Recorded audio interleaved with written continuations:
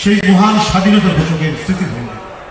তার সহধর্মিনী তিনিও আরেক অদম্য সিপাহশালা, নিপীড়ন, নির্যাতন, শোকে, সংকটে জনগণকে ছেড়ে তিনি যাননি। গণতন্ত্রের আপসীর নেত্রী, দেশনেত্রী বেগম খালেদা জিয়া স্মৃতিধন্য বন্ধুরা।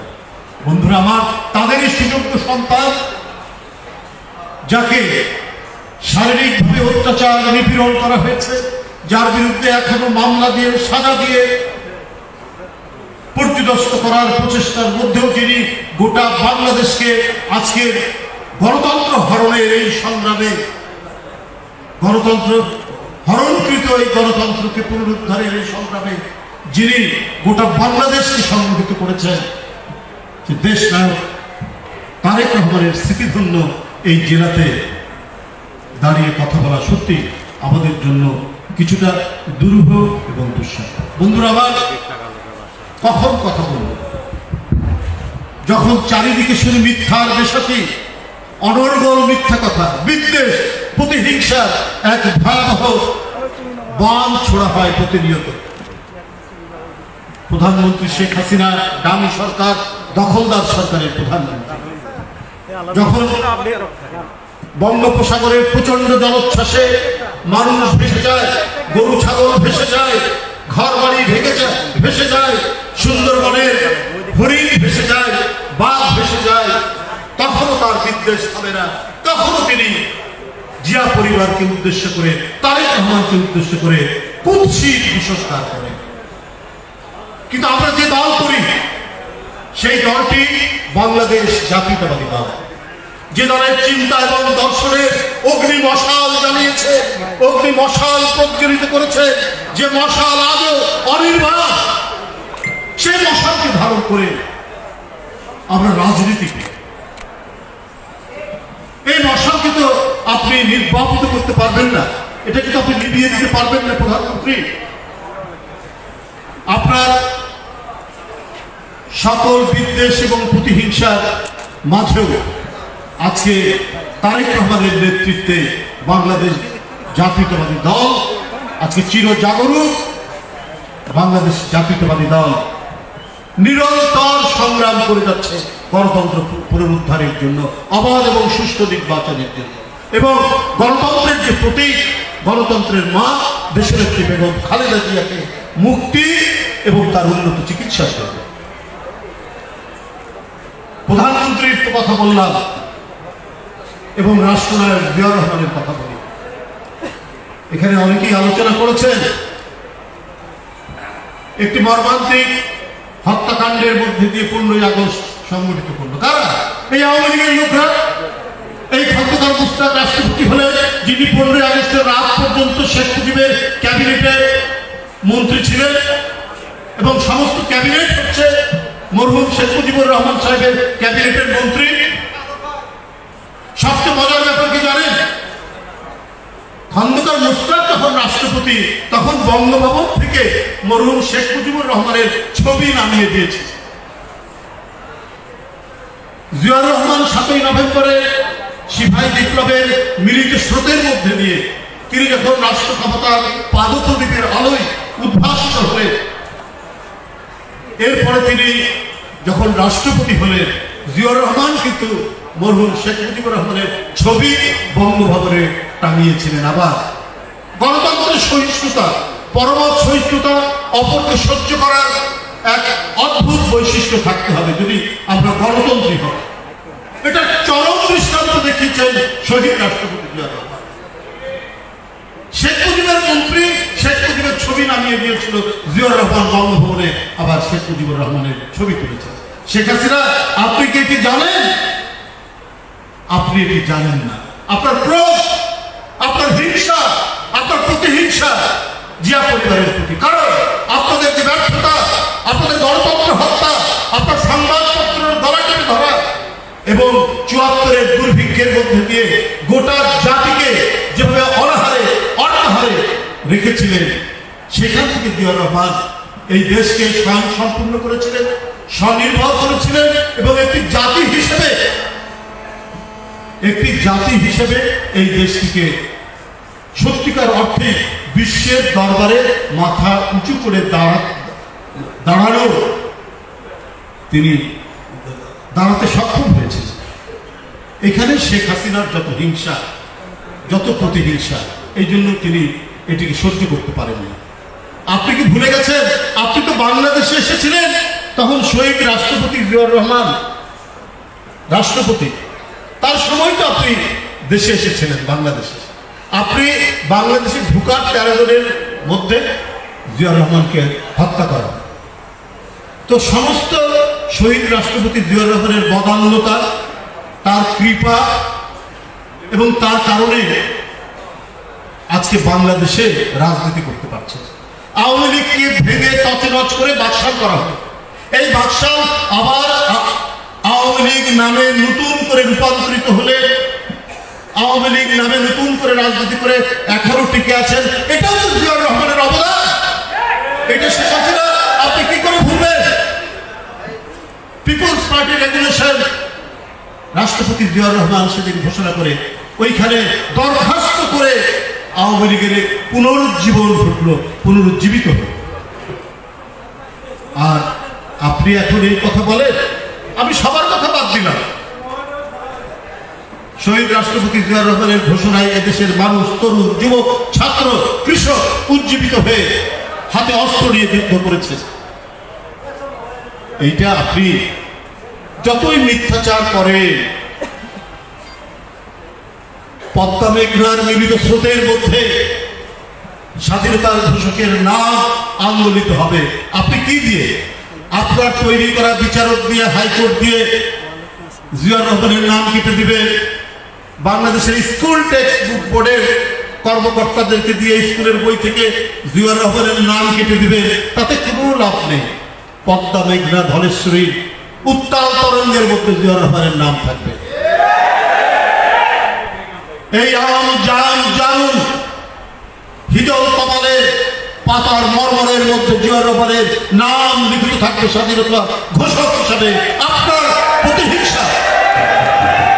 প্রতিহিংসায় কোনদিন সেটি মুছে যাবে না। আপনার মিথ্যাচারে সেটি মুছে যাবে না। আপনার কিছু পেটোয়া, আপনার কিছু কি বলে চামচা ঐতিহাসিক দিয়ে কিছু লেখালেও সেটা যায় আসে। সবাই আজকে প্রতিষ্ঠিত, আজকে জাতীয়ভাবে তো সবাই জানে যে মিথ্যা কথা বলে, অসত্য কথা বলে, নিজেরাই অন্তর্ঘাতমূলক কাজ করে বিএনপির উপর দায় চাপিয়ে দেওয়া, এগুলো বাংলাদেশের লোক জানে। এখন জানতে জানতে এমন একটা অবস্থায় গিয়ে দাঁড়িয়েছে, এখন আন্তর্জাতিক বিশ্বও জানে যে শেখ হাসিনা একজন মিথ্যাবাদী। আওয়ামী লীগের সরকার হচ্ছে একটা চাপাবাজ, তার মন্ত্রীরা একটা চাপাবাজ, ধোঁকাবাজ। তার প্রমাণ কোনটা জানেন? গতকাল একটা মজার ঘটনা হয়েছে। ফেসবুক যে প্রতিষ্ঠান, তারা 148 ফেসবুকের অ্যাকাউন্ট এবং পেজ, 50টি পেজ তারা বাতিল করেছে। কারণ এইটা সরকারের যে একটা প্রতিষ্ঠান আছে অপপ্রচার করার জন্য, সিআরআই কি যেন নাম বলে, এদেরকে দিয়ে এই সমস্ত ফেসবুক অ্যাকাউন্ট খোলা হয়েছিল, পেজ খোলা হয়েছিল শুধু বিএনপির বিরুদ্ধে অপপ্রচার করার জন্য, শুধু বিএনপির বিরুদ্ধে অসত্য কথা বলার জন্য। সেই ফেসবুক প্রতিষ্ঠান এই 148টি আপনার ফেসবুকের অ্যাকাউন্ট এবং পেজ তারা বাতিল করে দিয়েছে। এখন কি বলবে শুনুন, একজন ভদ্রলোক যদি দায় করে চুরি করে তাকে চোর বললে সে লজ্জা পায়। আর থানায় আপনার যারা এখানে আইনজীবীরা আছেন, মাহবুব ভাইরা আছেন, জানেন মানে থানায় একটা বোর্ড লটকানো থাকে, দাগ দেয় যে কয়বার ধরা পড়লো, লোকে বলে দাগি আসামি। জানেন না এটা দাগি আসামি? তো আওয়ামী লীগ হচ্ছে দাগি আসামি। দাঁড়ো বাবা, আওয়ামী লীগ হচ্ছে দাগি চোর, দাগি আসামি। এরা নির্লজ্জ, কারণ ক্ষমতা হচ্ছে ওদের আরাধ্য। এই ক্ষমতার পূজা করার জন্য ওদের কাছে নীতি নৈতিকতা ওরা কিছু ধার ধারণা, সত্য কথা বলা ওরা কোনো কিছু ধার ধারে না। আমি অন্য সবার কথা বাদ দিলাম, আমি স্বাধীনতার ঘোষক শহীদ রাষ্ট্রপতি জিয়াউর রহমান। আওয়ামী লীগের মন্ত্রী যারা ছিলেন, আওয়ামী লীগের মন্ত্রী হয়েছেন, আপনার চাঁদপুরের মেজর রফিকের কথা শুনেছেন, নাম শুনেছেন, একজন বিখ্যাত মুক্তিযোদ্ধা সেক্টর কমান্ডার ছিলেন, তিনি তার বইতে লিখেছেন। তারপরে পাবনার একে খন্দকার, বিখ্যাত ফ্রিডম ফাইটার, তিনি তার বইতে লেখা। আর অন্যদের কথা তো আমি বাদেই দিলাম, সবাই যেটা শুনেছে, এই সমস্ত বিখ্যাত লোকরা মুক্তিযুদ্ধে যারা আওয়ামী লীগের মন্ত্রী ছিল, তারা তাদের বইয়ে লিখেছেন, কিন্তু শেখ হাসিনা মানেন না। ভারতের রাষ্ট্রপতি তাকে স্বাধীনতার ঘোষক বলে অভিহিত করেছে, সেটা মানেন না। উনি তার নিজের স্বামীকেও মানেন না, যে তার স্বামী ডক্টর ওয়াজেদ সাহেব তার বইতে লিখেছে যে আমরা যখন জিয়াউর রহমানের কণ্ঠে, খুব ক্ষীণ কণ্ঠে কালুরঘাট বেতার কেন্দ্রের স্বাধীনতার ঘোষণা শুনলাম, তখন আমরা উজ্জীবিত হলাম যে না, কিছু একটা হচ্ছে। এটাকে প্রধানমন্ত্রী আপনি মুছে দিবেন কি করে? কিন্তু আপনি মুছে দিবেন, আপনি কোনো কিছুই আপনি মানেন না। আপনার নিজের স্বামীকে মানতেন কিনা আমি জানি না, এই ব্যাপারে আমি কিছু বলতে চাই না, কোনো মন্তব্য করতে চাই না, কিন্তু এটা আপনি করেছেন। তো ওই জন্যই বলেছি যে এগুলোতে কোনো যায় আসে না। ইতিহাস যেটা মানুষের হৃদয়ে হৃদয়ে লেখা আছে, সেখান থেকে আপনি মুছে দিতে পারবেন। তার রাষ্ট্রনায়কোচিত যে অবদানগুলি, সেই অবদানগুলি আপনি আজকে টাকা পাচার করে, আজকে টাকা লুট করে, নিজেদের লোকদেরকে কোটি টাকা, শত শত কোটি টাকা বানিয়ে আপনি দেশটাকে লণ্ডভণ্ড করার চেষ্টা করলে এখনো দেশটা যে টিকে আছে, এখনো দেশটা যে টিকে আছে কোন রকমে, সেটাও কিন্তু জিয়াউর রহমানের অবদান। তার খাল কাটা, তার কৃষি বিপ্লব, তার শিক্ষা বিপ্লব, তার পররাষ্ট্রনীতি, এগুলোর যে উল্লেখযোগ্য অবদান, সে অবদানের কথা বাদ দিলাম।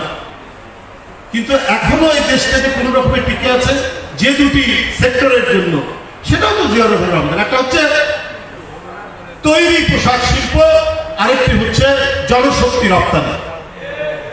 এখান থেকে এখনো প্রচুর বৈদেশিক মুদ্রা অর্জন করে বাংলাদেশ। এটা কার অবদান? এটা শহীদ রাষ্ট্রপতি জিয়াউর রহমানের অবদান। এটাও আমাদের হচ্ছে প্রাণ ভোমরা, এটা প্রাণ ভোমরা আমাদের অর্থনীতি, যে অর্থনীতিকে আপনি লোপাট করছেন। এখনো বাংলাদেশ কোন রকমে টিকে আছে যে দুইটি সেক্টরের উপর, সেটাও জিয়াউর রহমানের অবদান। আপনি রেন্টাল রেন্টালের নামে বসিয়ে বসিয়ে আপনার লোকজনদেরকে, যারা আপনাদের ঘনিষ্ঠ, আপনাদের মন্ত্রীদের ঘনিষ্ঠ, তাদেরকে খাওয়াচ্ছেন। কার টাকা? জনগণের টাকা। 55,000 কোটি টাকা, $5 বিলিয়ন, $5 বিলিয়ন টাকা আপনারা এবার দিতে হবে এই সমস্ত রেন্টাল, কুইক রেন্টাল এবং ইয়ের জন্য, বকেয়া পরিশোধ করার জন্য। আর সব দায়ভার এসে পড়ছে জনগণের উপর প্রতিনিয়ত। আপনার ওরা ক্ষমতায় আসার পর প্রায় 16 বার পানির দাম বাড়িয়েছেন। মাত্র 2 দিন আগে 7% পানির দাম বাড়িয়েছেন গৃহস্থালী কাজে। এটা পৃথিবীতে একটা বিরল দৃষ্টান্ত। জীবনের অপর নাম পানি। এই পানি সব সরকার, তারা যদি গণতান্ত্রিক সরকার হয়, তাহলে মানুষকে কষ্ট থেকে বাঁচার জন্য কখনো পানির দাম বৃদ্ধি করে, কিন্তু বৃদ্ধি করছে কেন? ওই বকেয়া পরিশোধ করার জন্য। এর মধ্যেই বিদ্যুতের দাম বাড়িয়েছে বাবা, এর মধ্যেই পেট্রোলের দাম বাড়িয়েছে, কেরোসিনের দাম বাড়িয়েছে, ডিজেলের দাম বাড়িয়েছে, গ্যাসের দাম বাড়িয়েছে। কিসের জন্য? এই টাকাগুলো ওই বকেয়া টাকা পরিশোধ করার জন্য, এই গরিব মানুষের কাছে। একটি মুদ্রাস্ফীতি।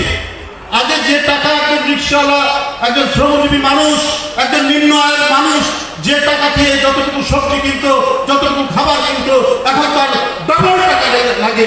সে তার খাবার কিনবে, তার পেট ভরাবে, নাকি এই সমস্ত সরকারের যে লুট করা টাকার এগুলো পরিশোধ করার জন্য সেইখানে টাকা বিভিন্নভাবে তাদেরকে বকেয়া পরিশোধ করার জন্য ভর্তুকি দেবে। এটা সবচেয়ে বড় জিজ্ঞাসা, সবচেয়ে বড় প্রশ্ন হচ্ছে এটা। মানুষের পকেট কেটে, মানুষকে অনাহারে রেখে, ক্ষুধায় রেখে ওরা ফুর্তি করতে ভালোবাসে, আওয়ামী লীগ আনন্দ করতে ভালোবাসে। যেমন আমরা 1974 সালে সবাই জানে যে 1974 সালে আমি এই বগুড়া শহরে, আমি বগুড়া তখন স্কুলে পড়ি, মানুষকে কলা গাছের পাতাকে চিবিয়ে খেতে রেখেছে। কোনো বাড়িতে যদি ধোঁয়া উঠতো তো এবারে 100 জন মানুষ গিয়ে দাঁড়াতে হয়তো একটু ফ্যান পাবে। তখন সোনার মুকুট পরে বিয়ে হচ্ছিল কোথায়? তৎকালীন প্রধানমন্ত্রীর বাসায়। এই তো তাদের দৃষ্টান্ত আওয়ামী লীগের। ওরা মানুষের হাহাকার, ওরা মানুষের পেট ভরানো, ওরা মানুষের অনাহার, ওরা মানুষের খাদ্য নিয়ে ওরা রসিকতা করে। খবরের কাগজে আমরা পড়ছি না প্রতিদিন, মা তার সন্তানকে বিক্রি করছে, পিতা তার সন্তানকে বিক্রি করছে। কিসের জন্য? কোন রকমের টিকে থাকার জন্য, বেঁচে থাকার জন্য। আর তাদের জৌলিস থামছে না। আজকে যে কথাগুলি এখানে উঠেছে, আমরা এই যে কেচ্ছা কাহিনী আমরা শুনছি, আমরা আরব্য উপন্যাসের গল্প শুনেছি, সেই গল্পের চাইতেও রোমাঞ্চকর গল্প হচ্ছে সাবেক সেনাপ্রধান এবং বেনজিরের গল্প। এটা তো গেলই। তারপরে কি আনোয়ারুল আজিম, ঝিনাইদহের একজন এমপি আনোয়ার আজিম আনার, তাদের গল্প আমরা শুনছি। হতবাক, অদ্ভুত ব্যাপার। বাংলাদেশের ভিতরে কত কি কাণ্ড হচ্ছে, কত কি লোপাট হচ্ছে। একজন সোনার স্মাগলার, সে হয়ে যায় আওয়ামী লীগের এমপি। সেই এমপি হওয়ার তার তকমা, তার সিল থাকলেও সে অন্য দেশে টুকরা টুকরা হয়।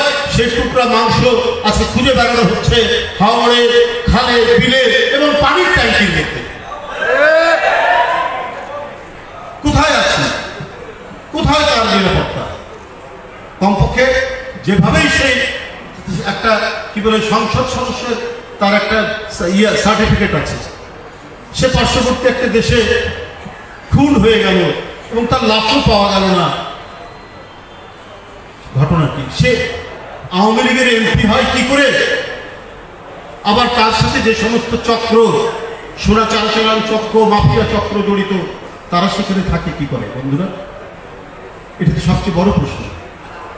জনগণ আরো প্রশ্ন করছে, আমি জানি না যে বেনজির নাকি বাংলাদেশ ছেড়ে চলে গেছে। কি করে গেল?